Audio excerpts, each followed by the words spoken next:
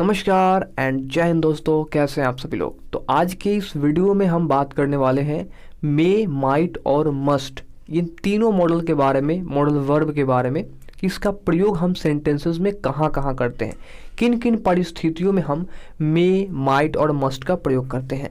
तो सबसे पहले मैं आपको बताना चाहूँगा कि मैं मे और माइट मस्ट को क्यों पढ़ा रहा हूँ।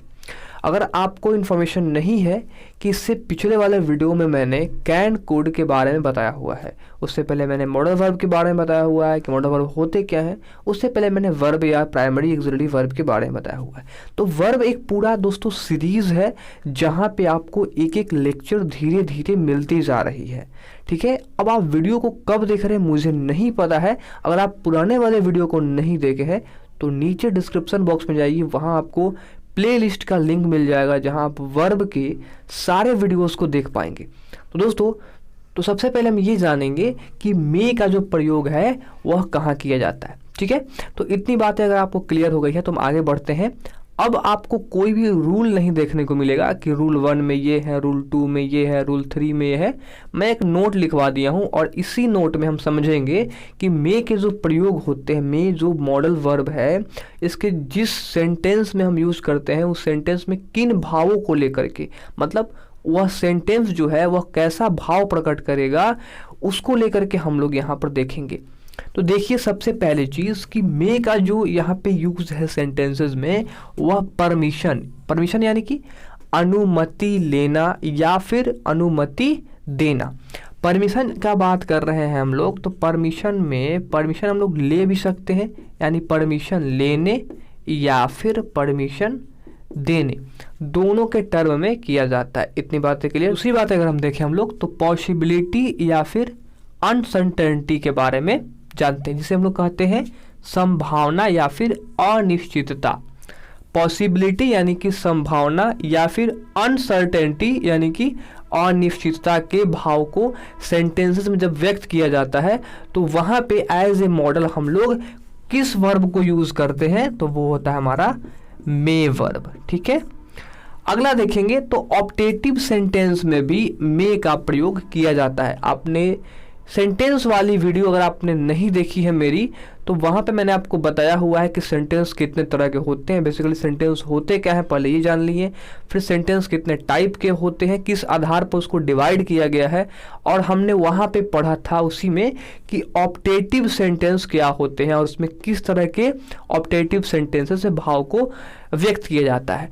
तो वहाँ पे हमने देखा था कि ऑप्टेटिव सेंटेंस में विष्कर्ष, ठीक है, इस तरह के जो भाव होंगे, यहाँ पे आशीर्वाद की, प्रे की बात की जाएगी। ठीक है, प्रे की बात की जाए, विश यानी कि इच्छा की बात की जाए, कर्ष यानी अभिशाप की बात की जाएगी, तो वहाँ पे हम लोग उसको बोलते हैं ऑप्टेटिव सेंटेंसेस, जिसमें ये सब बातें की जाएंगी और लास्ट में आपका एक मिलता है एक्सक्लेमेशन साइन। तो ऑप्टेटिव सेंटेंसेस में ना हम लोग मे का प्रयोग करते हैं। अब इतनी बातों आपको समझा दिया कि पॉसिबिलिटी होगी परमिशन लेने देने के लिए, अनसर्टेनिटी के बारे में, या ऑप्टेटिव सेंटेंसेस में यूज़ करते हैं। अब हमें क्लियर कब होगा, अब हम देखते हैं इसके कुछ एग्जांपल्स जहां मैं आपको इस मे का प्रयोग करके दिखाता हूं। अब आपके मन में एक सवाल आएगा कि मैंने तो इतनी ही बातें बताई, क्या इससे और भी जुड़ी बातें हैं, क्या मे का कहीं और भी प्रयोग किया जाता है क्या। तो देखिए, ये जो बेस लेवल है, ठीक है, यहाँ पे सबसे पहले इन्हीं चीज़ों पे मे का प्रयोग किया जाता है। ग्रामर में बहुत जगह पे मे का प्रयोग किया जाता है। इसका ये मतलब नहीं है कि हम हर एक ही बार में सारे प्रयोगों को एक साथ पढ़ लेंगे, तो ऐसा बिल्कुल नहीं है। हम पहले बेसिक चीज़ों को समझ लेते हैं और जहाँ जहाँ यूज़ किया जाता है मैंने आपको बता दिया। अब समझते हैं एग्जाम्पल्स, देखते हैं कि एग्जाम्पल्स के बारे में और क्लियर करते हैं। तो मेरे प्यारे साथियों, अभी हमने यहाँ पे कुछ एग्जाम्पल्स लिख लिए हैं और पहला जो यहाँ पे एग्जाम्पल्स, अगर आप इसे ध्यान से थोड़ा पढ़ेंगे तो आपको समझ में आया कि ये कैसा एग्जाम्पल है, मतलब किस तरह के भाव को प्रकट करने वाला सेंटेंस मैंने यहाँ पे लिखा हुआ है। यहाँ लिखा है मे आई कम इन सर। क्या यह सेंटेंस आपको आज से पहले आपने कभी किसी के मुंह से सुना है या आपने कभी ये बोला है?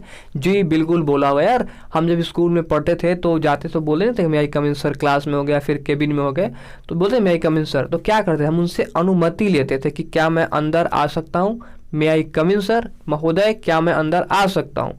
तो यहाँ पे हमने क्या किया, परमिशन लिया। ठीक है ना, परमिशन लिया, परमिशन हमने क्या किया है जी, लिया है, ठीक है ना। तो यहाँ पे देखिए मे का प्रयोग हुआ है, मे क्या है यहाँ पे, मॉडल वर्ब है। दूसरा अगर आप सेंटेंस देखेंगे तो लिखा हुआ यू मे गो नाउ, अब आप जा सकते हैं, यू मे गो नाउ। इसका मतलब ये है ना कि मैं परमिशन को दे रहा हूं, अब आप जा सकते हैं। परमिशन लेने के लिए हम इंट्रोगेटिव सेंटेंस का प्रयोग करते हैं और परमिशन देने के लिए हम लोग असर्टिव सेंटेंस का प्रयोग करते हैं। तो यहाँ भी परमिशन की ही बात की गई है, लेकिन परमिशन कैसा है यहाँ पर दोस्त, तो यहाँ परमिशन दोस्तों वो देने वाला परमिशन। पिछले वाले में परमिशन लेने का था, इसमें परमिशन हम लोगों ने दे दिया। अगला अगर आप देखेंगे यहाँ भी मे का जो प्रयोग हुआ है वो परमिशन देने के लिए किया गया, सेंटेंस में परमिशन देने के लिए मे का प्रयोग किया गया है। ध्यान से सुनिएगा कि चीज़ों को, तो आपको बिल्कुल समझ में आ जाएगा। इतना ही एग्जाम्पल्स नहीं होता है, आप और भी बुक्स पढ़ेंगे, अगर आप एक्सरसाइज वगैरह बनाइएगा तो आपको दिख जाएगा परमिशन लेने और देने के जो सेंटेंसेस होते हैं, समझिएगा तो समझ में आएगा कि मे का प्रयोग वहाँ पे किया गया है। अगला देखिएगा, अगला यहाँ पे जो एग्जाम्पल्स है, it may rain today, it में आज जो है वर्षा हो सकती है। यहाँ पे किसकी बात की गई है, तो पॉसिबिलिटी की बात की जा रही है ना, पॉसिबिलिटी की बात की जा रही है, संभावना की बात की जा रही है कि आज जो है वो क्या हो सकता है, तो आज वर्षा हो सकती है, इसकी क्या है, संभावना है। अब एक और चीज़ मैं आपको बताता हूँ, यहाँ पे में जो यूज़ किया जाता है as a modal verb sentences में संभावना को व्यक्त करने के लिए, यह संभावना थोड़ी ज़्यादा होती है, इट मे रेन टुडे, ठीक ना। तो यहाँ पे अगर आप देखेंगे इट मे रेन टुडे एक पॉसिबिलिटी यानी संभावना को व्यक्त कर रहा है, लेकिन दूसरा अगर आप सेंटेंस देखेंगे इट मे बी ट्रू, ये अनिश्चितता को व्यक्त कर रहा है, अनसर्टेनिटी के बारे में बता रहा है, अनसर्टेनिटी इसको बोलते हैं हम लोग अनिश्चितता, ठीक है ना। मतलब कि ये इट मे बी ट्रू, या सत्य हो भी सकता है, ठीक है, ये निश्चित नहीं है कि होगा ही होगा, बल्कि ये कह रहा है कि यह सत्य हो सकता है। तो अभी हमने क्या देखा, अभी हमने परमिशन को देख लिया एग्जाम्पल्स में, परमिशन लेने का भी देखा, परमिशन देने का भी देखा, हमने देखा पॉसिबिलिटी के एग्जाम्पल्स, हमने देखा अनसर्टेनिटी के एग्जाम्पल्स। अब हम देख लेते हैं ऑप्टेटिव सेंटेंस में इसका इस्तेमाल कैसे किया जाता है मे का प्रयोग में, ठीक है। हमने कहा ना आपसे कि हम जब सेंटेंस वाली वीडियो बनाए हुए थे, जहाँ पे मैंने आपको बताया था कि सेंटेंस क्या होते हैं, फिर मैंने आपको बताया कि सेंटेंस कितने प्रकार के होते हैं, और वहाँ भी मैंने आपको एग्जाम्पल्स के थ्रू समझाने की पूरी कोशिश की थी। एक विशेष चीज़ आपको बताना चाहूँगा हम कि अभी जितने भी लेक्चर्स आपको देखने को मिल रहा है ना, इससे पहले ही बहुत सारे लेक्चर मैंने अपने चैनल पर अपलोड किए हुए हैं, तो अगर आप चाहें तो जा करके देख सकते हैं। अगर आपको लगता है इंपॉर्टेंट कि मुझे देखना चाहिए तो आप बिल्कुल देख सकते हैं, इसमें कोई प्रेशर नहीं है। सभी का जो लिंक है आपको मुझे डिस्क्रिप्शन बॉक्स में मिल जाएगा। आप नाउन के वीडियोस देख सकते हैं, आप सेंटेंस के देख सकते हैं, आप पर्सन के वीडियोस देख सकते हैं, आप जेंडर के वीडियोस देख सकते हैं, ठीक है। और अभी चल रहा है वर्ब का सीरीज, तो आप वर्ब देख सकते हैं, तो सारी वीडियो आपको मिल जाएगी। देखिए दोस्तों, मैं आपसे कहना चाहूँगा कि अगर आपको वीडियो हमारी पसंद आती है तो प्लीज़ लाइक ज़रूर से कीजिएगा, लाइक आप लोग नहीं करते हैं, प्लीज़ लाइक कीजिएगा और इसे सब्सक्राइब कीजिए। ये कोई ज़रूरी नहीं है, मैं बस रिक्वेस्ट करता हूँ, अगर आपको अच्छी लग रही है तो प्लीज़ इसे सब्सक्राइब ज़रूर से कीजिएगा। कोई दबाव नहीं है कि आपको करना ही करना है, बट अगर आपको अच्छी लग रही है तो आप कर सकते हैं, ठीक है।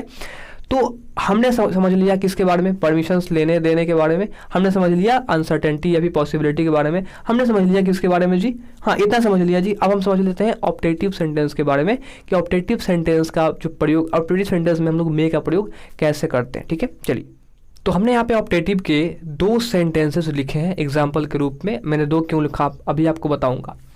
देखिए, मैंने पहला सेंटेंस लिखा है मे यू लिव लॉन्ग। हम पहले ये जान लेते हैं कि हम ऑप्टेटिव सेंटेंस में ये है या फिर नहीं है, कैसे पकड़ेंगे। देखिए, ऑप्टेटिव सेंटेंस में ना स्टार्टिंग मे से होता है, मे मॉडल वर्ब से होगा, और लास्ट में साइन ऑफ एक्सक्लामेशन दिख जाएगा, ठीक इस तरीके से, ठीक ना, इस तरीके से आपको दिखेगा। हालांकि मैंने सेंटेंस वाले वीडियो में बताया हुआ था कैसे चेक किया जाता है। तो अभी हम देख लेते हैं सेंटेंस में क्या लिखा हुआ है। सेंटेंस में लिखा हुआ है कि may you live long. Sanskrit में ना एक बहुत ही अच्छा शब्द है जो कि आशीर्वाद के रूप में या फिर इच्छा के रूप में दिया जाता है। ज़्यादातर आशीर्वाद के रूप में ही आपने सुना होगा किसी पंडित से, दीर्घायु भव, ठीक है ना। तो ये उसी तरह का अंग्रेजी का सेंटेंस है जहाँ पे बात की जा रही है मे यू लिव लॉन्ग, कि आप दीर्घायु हों। लिव लॉन्ग मतलब अधिक समय तक जीवित हों, उससे हम लोग दीर्घायु कहते हैं। तो ये क्या है, हमने किसकी बात की, हमने इच्छा की बात की, हमने आशीर्वाद की बात की। तो यहाँ पे ये ऑप्टेटिव सेंटेंस है। ऑप्टेटिव सेंटेंस का यह है जहाँ पे हम लोगों ने देखा कि यहाँ पे ऑप्टेटिव सेंटेंस में मे का प्रयोग किया जाता है। दूसरा सेंटेंस अगर देखेंगे तो यहाँ भी मे का प्रयोग किया गया है, मे गॉड ब्लेस यू, या इसकी जगह पे हम लोग डायरेक्ट लिख सकते हैं गॉड ब्लेस यू। तो इस वाले में मे जो है वो हाइड ओवर आता है, लेकिन मे रहेगा, ठीक ना। मे एज यहाँ पे मॉडल वर्ब यूज किया गया है, तो मे रहेगा। समझ में आ गया। तो ये भी ऑप्टेटिव सेंटेंस ही है जहाँ पे आशीर्वाद दी जा रही है, या आशीर्वाद सॉरी इच्छा व्यक्त की जा रही है कि भगवान जो है मे गॉड ब्लेस यू, भगवान का आपका जो आशीर्वाद आपके ऊपर रहे, भगवान आपकी रक्षा करें। कुछ इस तरीके से हम लोग जो बोलते हैं ना आम जीवन की भाषा में।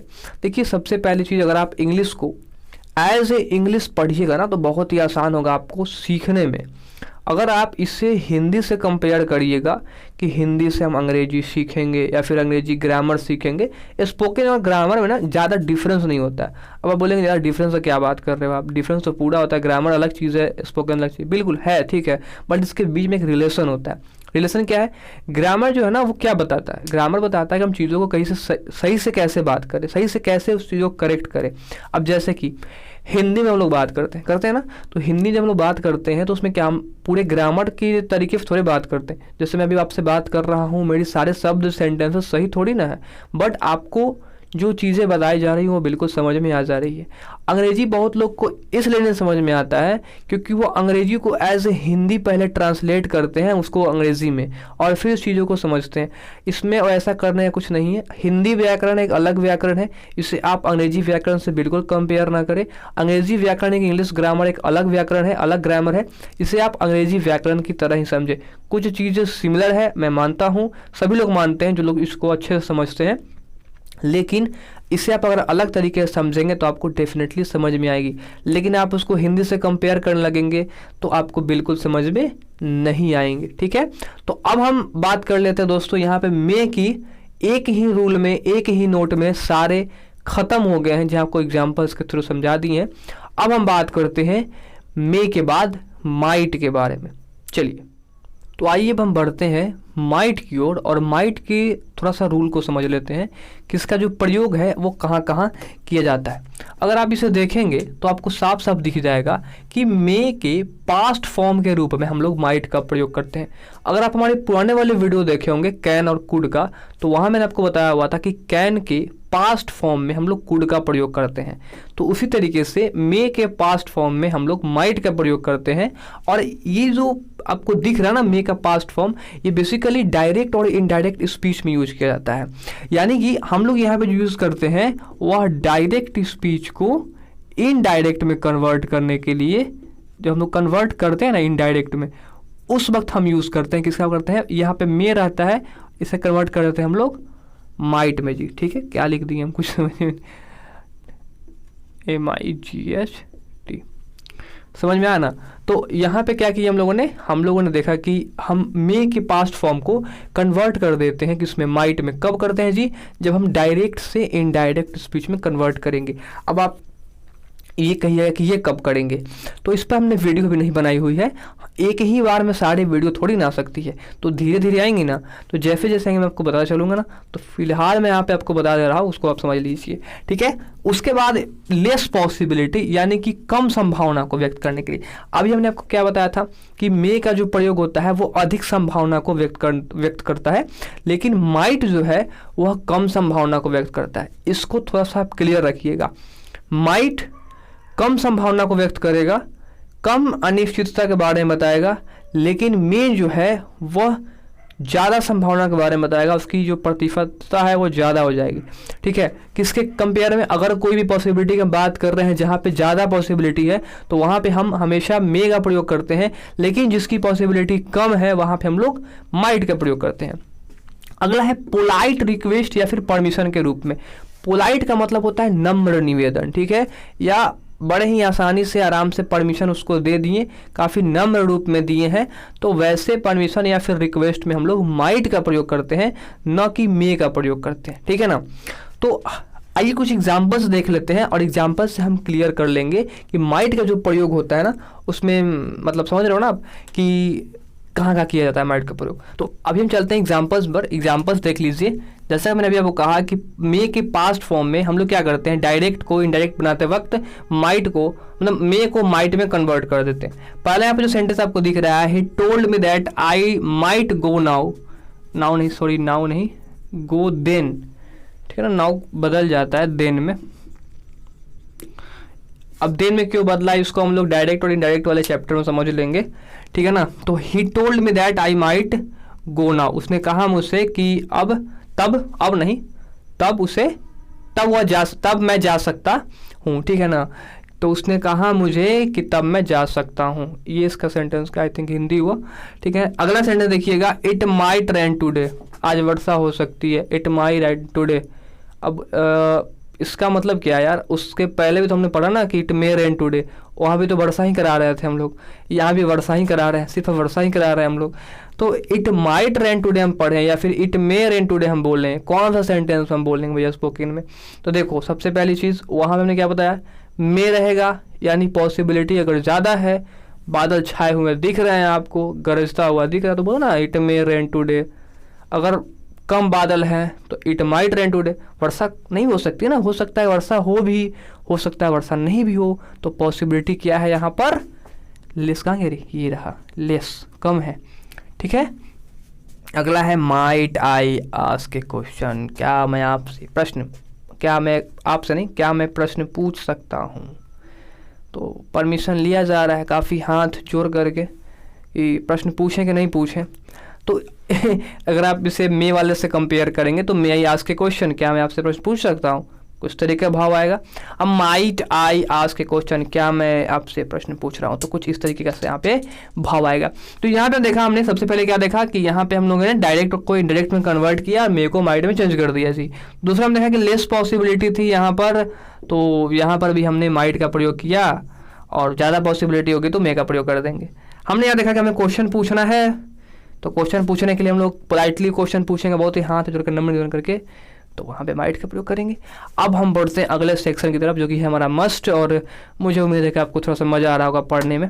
चलिए तो दोस्तों हम पहुँच गए हैं आज के इस लास्ट मस्ट वाले मॉडल पर, और यहाँ पे ना कोई भी कन्फ्यूज़न नहीं होगा, क्योंकि यहाँ पे सारे काम बलवान वाले होंगे जी। अब बलवान वाले समझने से क्या मतलब है, अब देखो मे वाले में था ना कि बहुत ज़्यादा पॉसिबिलिटी होगी, माइट वाले में बहुत कम पॉसिबिलिटी, मस्ट वाला सबसे ज़्यादा स्ट्रॉन्ग है।